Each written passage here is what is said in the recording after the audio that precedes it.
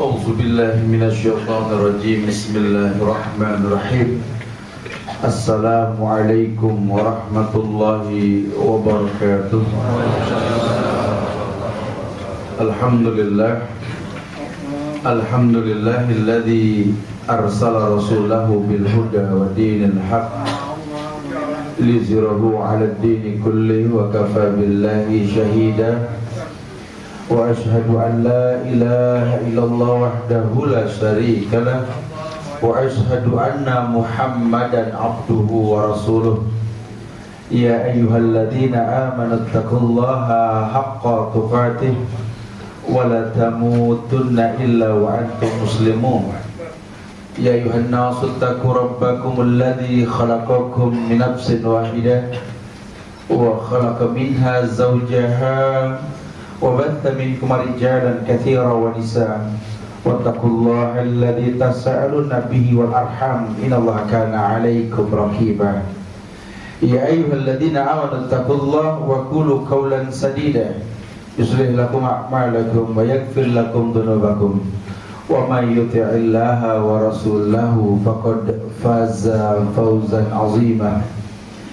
Amma ba'du fa inna ahsanul kalam kalamullah wa khairal huda huda Muhammadin sallallahu alaihi wasallam wa syarrul umuri muhdatsatuha wa kullu muhdatsatin bid'ah wa kullu bid'atin dhalalah wa kullu dhalalatin finnar. Ma'asyiral muslimin wal muslimat, sidang majelis yang Allah muliakan dunia dan akhirat. Walhamdulillah, izin Allah kita bisa berkumpul kembali di musolah yang mulia ini. Namun saya menegakkan sunnah Rasulullah Sallallahu Alaihi Wasallam yang mengajarkan untuk saling mendoakan manakala bertemu di awal waktu setelah Ramadan. Dan saya katakan kepada jamaah sekalian, taqabbalallahu minna wa minkum wa kullu amalina fi syahri Ramadan wa kullu amin nahnu bi khair insyaallah. Semoga Allah terima ibadah kita selama bulan Ramadan, baik yang wajib maupun yang sunnah, dan Allah menjadikan ini kebaikan setiap tahunnya insyaallah. Jamaah yang Allah muliakan, Allah tabaraka wa ta'ala, Allah jalla wa ala memerintahkan manusia untuk mengamalkan sebuah perintah dalam agama. Pada hakikatnya setiap perintah yang dilaksanakan memiliki hikmah buat yang melakukannya. Hikmahnya banyak sekali, yakni setiap ibadah berujung pada globalnya manfaat, yaitu la'allakum tattaqun, agar kalian bertakwa. Orang yang bertakwa, orang yang bisa bertawakal kepada Allah. Sehingga ulama mengatakan bahwa sesungguhnya orang yang bertakwa dan orang yang bertawakal karena ibadah yang dia lakukan dan dia mengenal Allah sebelum beribadah, ibadah itu akan menjadi penyebab wujudnya iman dalam diri orang tadi. Sehingga buah yang pertama dari ibadah adalah mewujudkan iman. Surat Al-Maidah ayat 23 Allah berfirman, wa 'alallahi fatawakkalu in kuntum mu'minin. Wa 'alallahi fatawakkalu, dan hanya kepada Allah lah kalian bertawakal, tentu kalian bertakwa. In kuntum mu'minin, kalau kalian beriman. Ini memperjelas bahwa sesungguhnya orang yang bisa bertawakal kepada Allah karena takwa yang dia miliki, ini kalau dia beriman, maka ibadah ini semuanya diawali dengan kalimat ya ayyuhalladzina amanu, hai orang yang beriman. Allah perintahkan hai orang yang beriman, bukan ya ayyuhan nas, bukan manusia, hai manusia. Karena tidak semua manusia beriman, tapi setiap orang yang beriman kepada Allah dipastikan kemanusiaannya, diperintahkan sebuah ibadah. Ya, buat orang yang tahu hidup ini memang bukan sekedar menaklukkan dunia, memiliki hasil dari dunia. Ya, silakan saja, boleh. Kita punya dunia ini boleh. Ya, bahkan Islam anjurkan kita untuk memiliki dunia. Salah satunya apa? Al-jihadu fi sabilillah bi amwalikum wa bi anfusikum. Jihad itu bi amwal, dengan harta. Baru dengan jiwa, berarti perintah memiliki dunia. Cuma kan pepatah mengatakan kalau kau tanam padi, rumput tumbuh. Kau tanam rumput, padi tak bakal tumbuh. Kalau cuma dunia yang kau tuntut, jangan mimpi akhirat kau miliki. Tapi kalau orientasimu akhirat, dunia kau miliki. Begitu bahasa ulama. Ya. Nah, sifat Islam ini kan rahmatan lil alamin. Sejak zaman Rasul hingga kiamat nanti, orang yang berada di atas syariat, ya, akan merasakan kemuliaan hidup. Dan orang yang dimuliakan dalam hidup, orang yang bisa beribadah dengan benar. Orang yang beribadah dengan benar, orang yang dijanjikan indahnya hidup di akhirat nanti, insyaallah. Yang pertama, mewujudkan iman.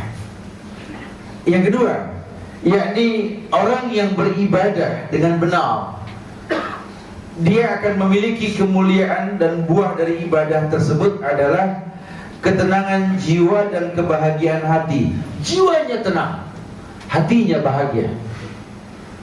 Ya, karena dia tahu sekali bahwa kebenaran yang dia berada di atasnya menjadi penyebab semua kemuliaan. Hal jazaul ihsan ilal ihsan itu betul, bahwa semua kebaikan menyebabkan kebaikan. Bukankah balasan kebaikan datang dengan cara yang baik?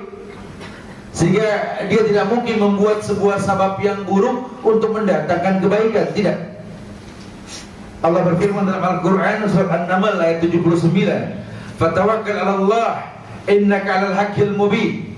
Bertawakallah kamu kepada Allah, karena sesungguhnya kamu di atas kebenaran yang nyata. Selama di atas kebenaran yang nyata, tawakal bisa berjalan. Ya, orang yang bertawakal ini orang yang betul-betul yakin bahwa Allah itu pasti mencukupi setiap makhluknya. Jangankan manusia yang bisa semua hal, ya, lawang binatang saja yang nggak menguasai semua hal dijamin rezekinya, gitu. Ya, tapi bukan berarti lantas kita meyakini bahwa nggak usah mencari pun datang. Iya, kita tinggal di Jakarta ini nggak usah kerja juga rezeki ada. Cuma kan mulianya sebuah rezeki yang kita miliki dengan mukadimah, usaha dan doa. Ya, kita nggak usah kerja, insya Allah ada. Duduk aja di pinggir jalan dari pagi bengong aja. Ada yang lempar asar, insya Allah. Ya, itu kalau bicara rezeki, ya, sekedar nyambung hidup. Allahu khaliqu kulla syai' wa huwa ala kulli syai'in wakil. Allah yang mencipta, Allah yang mencukupi. Ramadan ajarkan kita kemarin. Enggak ada cerita orang kelaparan bulan Ramadan, enggak ada. Sampai-sampai malam takbiran itu Rasul mengatakan bahwa pada malam ini tidak ada kemiskinan. Ya, karena si miskin pun zakat fitrah. Ya, teknik yang kalau dipraktekkan di masyarakat ini nggak perlu nunggu priwit dulu lah untuk mengentaskan kemiskinan. Asal kita manusia berpikir memberi bukan menerima, selesai urusan. Cuma ini kan budaya memberi ini butuh dibudidayakan gitu loh. Karena banyak orang berpikirnya menerima bukan memberi. Islam tekankan orang yang berada di atas kebenaran dan dia orang yang bertakwa, jiwanya tenang, hatinya bahagia. Kalau jiwa sudah tenang, indah ini hidup. Dia mengerti bahwa hidup ini bukan masalah kaya atau miskin, tapi sabar atau syukur. Terserahlah Allah mau bikin dia seperti apa. Lawang hidup medan ujian. Dia tahu dari pelajaran yang pernah dia terima bahwa hidup ini bukan menghindari ujian. Ya, hidup ini menghadapi ujian yang hasilnya cuma dua. Kalau nggak syukur ya sabar. Ya, syukur kalau berhasil, alhamdulillah. Tapi ya kalau seandainya belum berhasil ya sabar. Enggak menjadi kufur. Karena manusia punya mau dan kehendak. Manusia punya mau dan usaha. Allah yang berkehendak. Wa ma tasawun illa ma syaa Allah. Kalian tak memiliki kemampuan kecuali izin Allah. Masya Allah. Ya. Betul-betul dia paham sekali hidup ini bahagia, hatinya bahagia, jiwanya tenang. Sehingga orang yang jiwanya tenang, hatinya bahagia, meyakini seperti yang Allah firmankan dalam Al-Quran At-Taubah ayat 51, Qul la yusibana illa ma kataballahu lana huwa maulana wa 'alallahi fatawakkalul mu'minun. Ada ayat yang mengatakan, "Qul," katakan ya Muhammad, "la yusibana illa ma kataballahu lana huwa maulana." Katakan ya Muhammad, sekali-kali tidak akan pernah menimpa kepada kami sebuah musibah melainkan apa yang telah ditetapkan oleh Allah. Illa kataballahu lana. Wa 'alallahi fatawakkalul mu'minin. Dan orang beriman bertawakal karena tidak ada ujian yang mematikan, tidak ada. Betul-betul kalau orang berada di atas fitrah yang nyata, insya Allah dilerailah. Ya, bahkan sampai ulama berkomentar kemarin Ramadan itu pemilu pilpres itu berada di bulan Ramadan, sehingga keributan pun bisa diredam. Perhatikan. Walaupun keanehan-keanehan dipertontonkan, ya, orang karena dalam keadaan sabar, dalam keadaan puasa lebih sabar menyikapi khilaf yang terjadi. Ini kan sebuah contoh yang baik. Berarti betullah tegak fitrah yang Nabi mengatakan bahwa yang namanya puasa itu aghaddu lil basar wa ahsanu lil faraj. Betul-betul bisa menghilangkan hawa nafsu yang dari mata maupun dari syahwat, mencegah pandangan mata, menekan hawa nafsu. Ramadan menjadi solusi, puasa menjadi solusi. Kalau orang yang beriman tahu, oh kalau sudah seperti itu, dia praktekkan di luar Ramadan. Walaupun mungkin pahala tidak sebesar Ramadan, cuma efek kan sama. Kita puasa di bulan Ramadan, Masya Allah, pahalanya nggak ditemukanlah di bulan lain. Kita bersedekah di bulan Ramadan, enggak kita temukan di bulan lain. Kita baca Quran di bulan Ramadan, enggak kita temukan senilai pahala bulan Ramadan, enggak. Cuma nilainya sama, maksudnya sama. Pokoknya puasa Ramadan sama puasa lain fungsinya aghaddu lil basar wa ahsanu lil faraj. Bahkan sebagian riwayat mengatakan puasa itu pengganti nikah.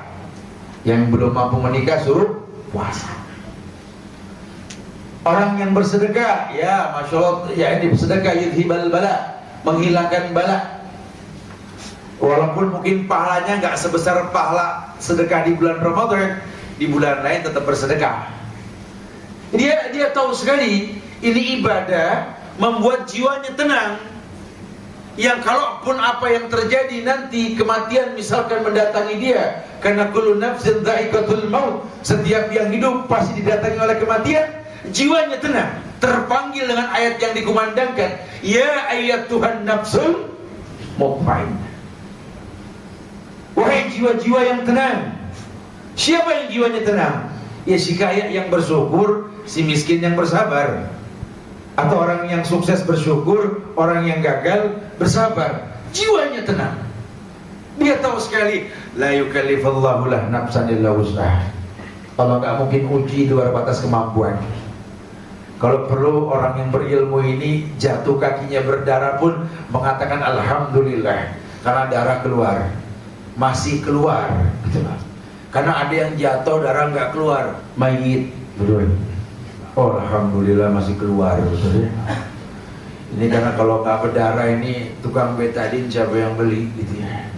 Oh mudah-mudahan melalui jatuhnya saya ini rezeki buat orang banyak lah, gitu. Jadi dia tetap berhusnuzon karena ternyata dia bagian dari rantai kehidupan. Dia lihat manfaatnya lah. Walaupun mungkin gak sebesar yang diinginkan, tapi manfaat buat orang banyak ada masalah. Seperti anak tangga. Ya, tangga itu tempatnya gak pernah di tempat yang eksklusif lah.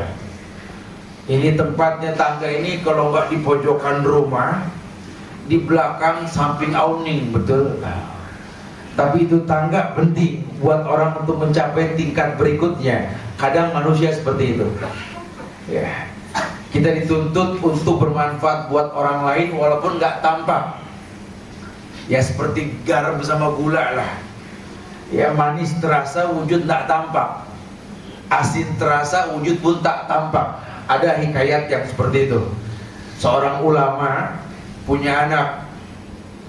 Ini anak bertanya pada ayahnya yang ulama besar ini. Ayahnya sedang makan roti. Kemudian si anak bertanya, wahai ayah, di depan itu ada pengemis, baju compang-camping, rambut aut-autan, sepertinya kelaparan wahai ayah. Si ayah pun bilang, kasih aja roti. Si anak bilang, oh ini kan roti mahal, udah kasih saja roti. Maka diambillah satu roti, mau dikasih, kata si ayah, kalau ngasih orang bukan begitu, bawa sama rantangnya, suruh ambil sendiri. Itu cara etika memberi ke orang lain, biar dia pilih. Ya karena disuruh, dia bawa rantang dengan roti yang setumpuk tadi. Sampai di depan rumah, orang yang terkesan seperti pengemis, compang-camping, aut-autan dan dekil ini melihat suguhan seperti itu, dibawa sama rantang-rantangnya. Roti pun diambil, rantang pun dilempar. Dia bawa lari tuh roti sambil ketawa geli. Si anak meletup, orang gila. Kirain pengemis, orang gila. Dia masuk ke dalam, wahai ayah, ternyata bukan pengemis, orang gila. Kalau tahu orang gila, mending kita kasih makanan basi aja. Orang gila, nggak tahu selera, judulnya makan, betul? Ini roti mahal, gandumnya pun mahal. Apa kata si ayah? Jaga lisanmu wahai anak. Ini orang gila nggak tahu kalau roti itu terigu dan gandumnya itu dari hal yang mahal. Tapi kan Allah tahu. Kalau kau tuntut orang yang kau beri tahu nilai yang kau beri, kecil kau di mata Allah. Tapi kalau kau yakin melalui kamu rezeki buat orang banyak, Allah jamin rezeki itu. Nahnu narzuqukum wa iyyahum. Karena terkadang melalui kamu rezeki buat orang lain, lan tanalal birra hatta tunfiqu mimma tuhibbun. Kalian menghayalkan sebuah kebaikan, tapi Allah katakan tidak akan pernah mendapatkan sebuah kebaikan sebelum kau menyedekahkan sesuatu yang kau cintai. Ini berat, ya. Oh berat sekali. Kita memberikan sesuatu yang kita sukai ke orang yang lebih membutuhkan, berat. Tapi kalau mampu, ini pahalanya besar. Nah orang-orang yang berilmu tahu kalau jiwa ini sudah tenang, hati ini sudah bahagia, itu para perampok bisa memenggal para ulama di malam hari.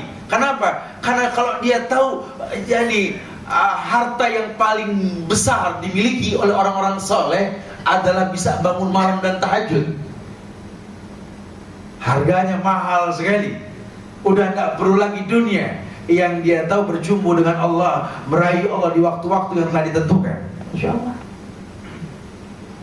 Ini buat orang yang jiwanya tenang, hatinya bahagia, tahulah kemuliaan. Maka ditekankan sekali seperti itu. Yang ketiga, orang yang beribadah itu memiliki buah. Buahnya apa? Allah memberikan kecukupan kepada orang tersebut dalam segi kehidupan, sehingga dia nggak pernah merasa rugi. Seperti orang tadi yang roti mau dimakan, dikasih ke orang, dibawa semua, tersenyum dia. Dia tahu ini roti dibawa lari sama orang gila, bukan berarti dia kelaparan hari itu. Kenapa? Allah ganti dari yang lain. Karena tidak ada kematian buat orang yang bersedekah. Anfik, unfik, alik, infakkan hartamu, Allah infakkan kamu. Ini sebentar lagi Idul Adha nih. Ya, saya sering tekankan kalau udah Idul Adha ini, tolong kalau pilih hewan korban yang ganteng gitu loh, yang keren, yang betul-betul kita bangga bisa nyembelih hewan seperti itu. Motongnya juga kalau bisa sendiri atau diwakilkan sama orang soleh. Kan yang udah-udah ini orang kadang-kadang kalau bicara korban, hari tasrik kan 3 hari Ustaz. Biasanya hari ketiga murah tuh gitu. Tunggu binatang miring-miring sedikit lah. Antum ini Masya Allah. Sementara Rasulullah itu kalau udah nyembelih hewan itu bisyatin kamilah, hewan yang betul-betul sempurna, lengkap. Ya. Kenapa? Ini urusannya ke Allah ini. Ya. Kullu amal ibni Adam lahu, seluruh ibadah anak Adam kembali pada dia. Sehingga kalau kamu mau dapat besar pahala, tolong, hartamu itu kan titipan. Coba sedikit kita merenung deh. Semuanya titipan. Apa yang kita miliki titipan. Ini raga kita titipan, harta titipan, semuanya titipan. Kalau semuanya titipan, layakkah kita sombong? Ketika perintah diperintahkan oleh Allah, demi Allah, berikan yang terbaik. Apalagi urusannya ke Allah. Innallaha thayyib la yaqbalu illa thayyiban. Allah baik, cuma nerima yang baik. Makin baik yang kau berikan, makin baik pula yang kau miliki. Ini janji Allah. Bahkan tidak ada kemiskinan karena sedekah. Mana qasat shadaqatu min malin, tidak akan pernah kurang harta karena sedekah. Maka Allah jamin sekali, ya seperti wa may yatawakkal Allah fahuwa hasbuh. Ini orang yang bertakwa, dia bertawakal kepada Allah. Tawakal itu alasan kuat apa? Huwa hasbuh, Allah menjamin dia. Enggak ada miskin gara-gara sedekah. Kesian tuh orang, Ustaz. Saya kalau lewat rumah dia suka sedih. Kenapa? Kacau, usahanya berantakan, sekarang jatuh miskin dia. Kenapa? Sedekahnya rajin sih. Nggak ada sejarah begitu loh ya. Orang rajin sedekah jadi miskin, nggak ada. Allah akan ganti dengan cara-cara Allah. Buah yang keempat. Orang yang beribadah dengan benar di atas syariat yang benar, Allah akan menjadikan takwanya itu sebab terkuat dalam memperoleh manfaat, mencegah mudarat. Ya. Takwanya, ibadah yang dia lakukan, ujungnya la'allakum tattaqun, agar kalian bertakwa, menjadi penyebab terkuat datangnya manfaat, mencegah mudarat. Seperti manfaat sebutir korma. Ketika Rasul ditanya, dengan apa kita buka, dengan apa kita sahur? Kata Rasulullah, bithamar, dengan kurma. Karena kurma itu buah yang paling gampang ditemui saat itu, sehingga manfaatnya lihat. Kalau ahli-ahli herbal dan gizi sekarang menemukan banyak sekali, iya. Karena kemudahan yang Allah berikan buat orang yang memudahkan sesuatu. Yang mungkin hikayat dalam Quran atau cerita yang pernah kita dengar, wallahi, berapa banyak orang-orang yang bertakwa kepada Allah, musibah sebesar apapun gak membuat dirinya hancur. Pernah dengar cerita tentang badai, gelombang yang setinggi gunung zaman Nuh alaihissalam. 950 tahun Nabi Allah Nuh alaihissalam mendakwahkan Islam untuk keluarga dan umatnya. Hasilnya nggak seperti yang diinginkan, tapi nggak membuat Nuh alaihissalam enggan untuk berdakwah, karena dia tahu hidup ini mengumpulkan kebaikan dan memberikan contoh kebaikan. Maka Allah uji dengan gelombang setinggi gunung. Wallahi, Nuh tidak mati karena gelombang setinggi itu, bahkan terjaga dari alam ini buat orang yang mau mengikutinya juga. Nabi Allah Ibrahim alaihissalam, Imamul Hunafa, Abul Anbiya, imamnya orang-orang yang lurus, bapaknya para nabi dan rasul. Wallahi, ketakwaan yang dia miliki mencegah mudarat. Api yang tinggi membakar dia. Dahsyatnya api tak membuat hangus badan Ibrahim. Betul. Ibrahim gak mati karena dibakar. Udah kalau logika mah gak bakal mudeng dah. Api, yang punya api bilang, ya nar, kuni bardan wassalaman ala Ibrahim. Hei api, dingin, berikan keselamatan buat Ibrahim. Jadi kalau orang yang gak kenal Allah, ketawa geli, api disuruh dingin, bikin selamat yang dibakar. Aneh. Buat Allah gak aneh. Lawang api milik Allah. Seperti tangan yang bakal bicara, kaki menjadi saksi nanti di akhirat. Sekarang kita anggap mulutnya di mana setiap ngomong. Nggak usah dipikirin, urusan Allah caranya nanti. Kaki juga sama bakal bersaksi, bahkan bumi bakal berbicara. Ini sudah hak Allah. Inilah manusia betul-betul ketergantungan dengan penciptanya. Api nggak membuat Ibrahim musnah. Pedang yang tajam, ketakwaan Ismail tidak membuat putus leher Ismail itu pedang. Padahal syariat dalam Islam kalau kita menyembelih itu ada syariatnya. Falyuhidda safratahu falyarih dzabihatahu. Tajamkan pedang, Jangan sampai ada sesuatu yang mengurangi ketajamannya. Falyarih dzabihatahu, tenangin nih hewan korban. Bismillah, Allahu Akbar, Allahumma taqabbal minni wa li ahli wal jami'i, Allahumma taqabbal min fulan bin fulan. Bismillah, Allahu Akbar. Kambing kalau motongnya betul, itu buntutnya bergerak, bahagia dia. Saya tiap tahun ini di Bogor, saya sering ajak teman-teman yang mau bawa hewan atau beli, diajarkan cara motongnya, sehingga dia tahu bahwa kambing itu bisa enak dagingnya. Kalau dipotong itu dia bahagia, buntutnya goyang, darah banyak keluar, tidak amis insya Allah. Tapi kalau kambing itu dipotong tegang, darah nggak keluar, amis. Artinya Islam ajarkan cara menyembelih. Pedang tajam tak membuat leher Ismail terputus, karena Allah jamin kemuliaan Ismail. Sungai Nil, dahsyatnya Nil tidak membuat Musa masuk ke dalam sungai tersebut. Nabi Allah Yunus alaihissalam tidak mati karena ditelan oleh ikan paus Dhunnun. Dan Nabi Muhammad bin Abdullah sallallahu alaihi wasallam yang dalam sejarah sirah Nabawi semua kabar bahwa Nabi perang menghadapi musuh selalu lebih sedikit jumlah ketimbang musuhnya. Tapi ayat diturunkan, kam min fi'atin qalilatin ghalabat fi'atan katsiratan bi'idznillah. Lihat berapa banyak kau lihat kelompok kecil mengalahkan kelompok yang besar, izin Allah. Sehingga kalau orang sudah beriman dan bertakwa kepada Allah, la yadurruh, tidak ada yang berbahaya. Bahkan Rasul bilang sama anak kecil yang mungkin pemahamannya nggak sehebat orang dewasa. Orang dewasa lebih pemahamannya. Nabi katakan, ya ghulam, annal ummata law ijtama'at ala yadurruka la yadurruka illa bisyai', aw ijtama'at ala yanfa'uka la yanfa'uka illa bisyai'. Anak kecil. Justru orang gede paham pasti, tidak usah diomongin sudah. Seluruh manusia berkumpul ingin memberikan mudarat sama kamu, tidak ada yang berbahaya kecuali izin Allah. Begitu pula sebaliknya, manfaat yang dijanjikan tak akan pernah bermanfaat tanpa izin Allah. Maka jangan sampai kita menjadi orang yang seperti burung beo yang apal tasbih, tahmid, tahlil. Burung beo kalau dia bisa assalamualaikum sama zikir mahal.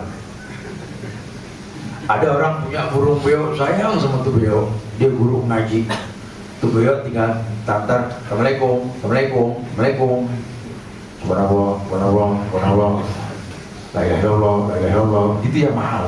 Oh, orang senang dijual, nggak ada yang mau lah, dia nggak mau ngejual ya. Satu saat ini burung mati, yang punya nangis saja. Murid-muridnya karena dia guru ngaji datang, tumben Pak Ustadz nggak ngajar, lagi sedih. Kenapa sedih? Burung mati. Oh, kalau masalah burung mati Pak Ustadz, kami murid-murid demi kebahagiaan Pak Ustadz beranilah urunan buat beli burung lagi yang baik, melebihi burung tersebut.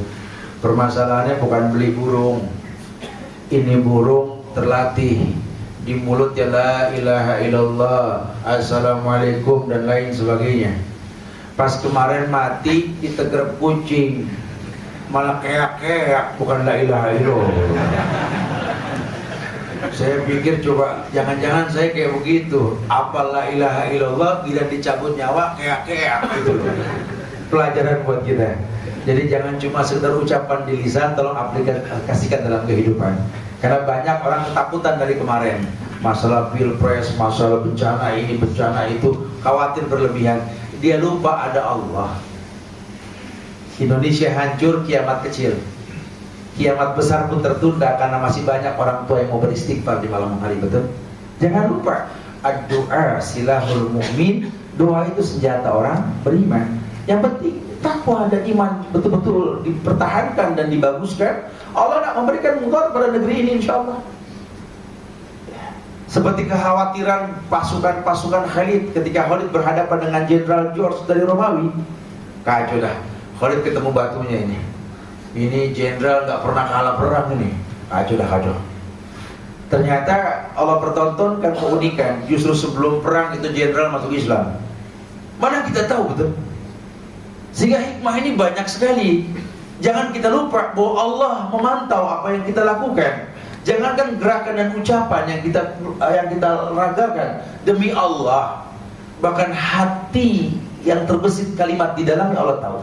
Mata yang berkhianat pun Allah tahu. Ya'lamu kha'inatal a'yun wa ma tukhfi sudur.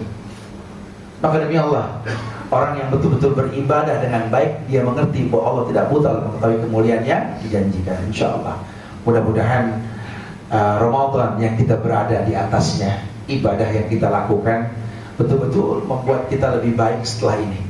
Ke depan kita lebih jujur, tahu bahwa rasa malu itu wajib dimiliki. Dan ini masih bulan Syawal, ya. Yuk berpuasa di bulan Syawal. Kasau berdahar seperti puasa setahun. Nah, mana jamin Allah? Ada yang jamin umur kita sampai setahun, betul? Nah, makanya yang bisa berpuasa lakukan puasa. Baik dibuat Senin Kemis, Yaumul Bid, atau puasa Daud atau puasa lainnya selama bulan Syawal. Mudah-mudahan dimudahkan insyaallah. Wallahu a'lam bishawab. Fadhal. Mungkin ada yang mau bertanya, silakan. Akhirul da'wana alhamdulillahirabbil alamin. Fadhal.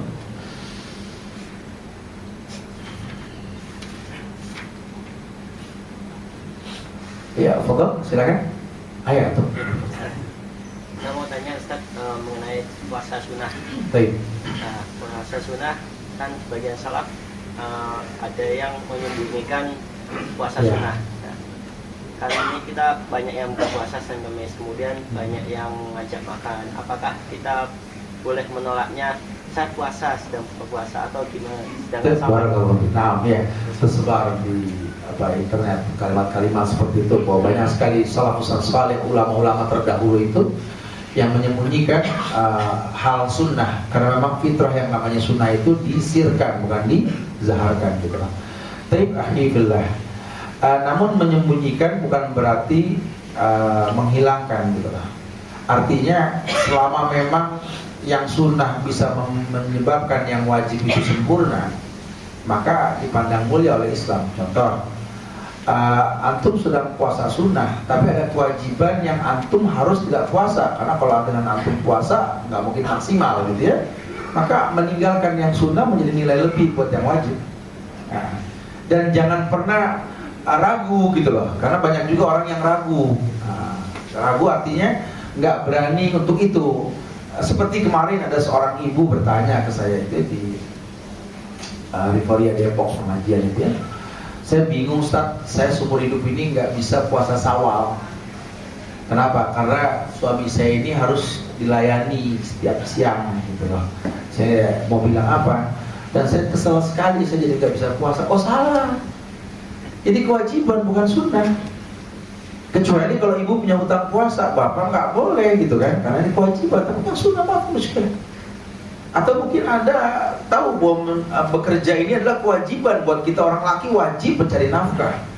Jangan gara-gara yang Senin Kemis kita malas. Tumben lemes, nggak gairah kerja. Aduh, Senin Kemis, nggak boleh tuh. Jadi nggak ada semangat gitu loh. Nah, itu nggak boleh. Yang sunnah itu penyempurna yang wajib, bukan mengurangi kemaksimalan yang wajib. Jadi banyak ulama mengarahkan ke sana gitu loh. Nah, artinya memang kalau udah bicara sunnah, bahkan banyak ulama itu berdandan. Kalau puasa sunnah mereka berdandan, sampai nggak ada yang tahu kalau dia puasa. Rapi, wah masya Allah, segerin. Kalau kita kan dikucil-kucilin lemah tuh baju. Puasa ya, iya gitu. harusnya enggak. Ya begitulah. Wallahu a'lam. Fadhal, silakan. Fadhal. Nah, tuh. Waalaikumsalam Ustaz. Waalaikumsalam. Ini mau bertanya tentang pada Ramadan. Baik. Umpamanya kita dalam Ramadan sekarang ini kita punya utang ya. Ya.